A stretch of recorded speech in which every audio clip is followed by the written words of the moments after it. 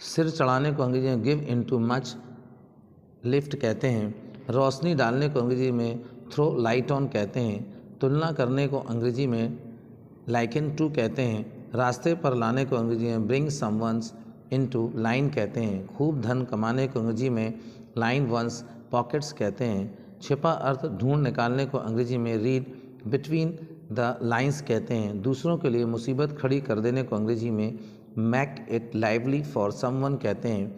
शान से रहने को अंग्रेजी में लिव इट अप कहते हैं। एक साथ रहने को अंग्रेजी में लिव टुगेदर कहते हैं।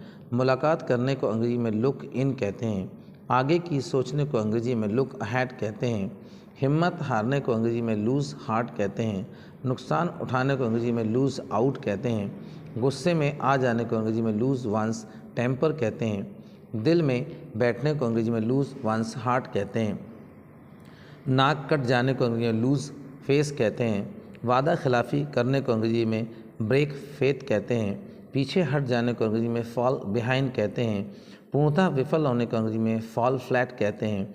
मुंह लटक जाने को अंग्रेजी में पुल अ लॉन्ग फेस कहते हैं। प्रेम हो जाने को अंग्रेजी में फॉल फॉर कहते हैं। आरंभ होने को अंग्रेजी में फॉल इनटू कहते हैं। धावा बोल देने को अंग्रेजी में फॉल ऑन कहते हैं। लाज बचा लेने को अंग्रेजी में सेव वंस फेस कहते हैं। असफल हो जाने को अंग्रेजी में फॉल थ्रू कहते हैं। सफल होने को अंग्रेजी में गो फार कहते हैं। सक्षम समझने को अंग्रेजी में फील अप टू कहते हैं। मैदान छोड़ने को अंग्रेजी में फॉल बैक कहते हैं। घेर लेने को अंग्रेजी में फेंस इन कहते हैं। दूर करने को अंग्रेजी में फेंड ऑफ कहते हैं। लोहा लेने को अंग्रेजी में फाइट ऑफ कहते हैं। अपने को लगाने को अंग्रेजी में फैंसी वन सेल्फ कहते हैं। भरोसा करने को अंग्रेजी में फिगर ऑन कहते हैं। समाधान करने को अंग्रेजी में फिगर आउट कहते हैं।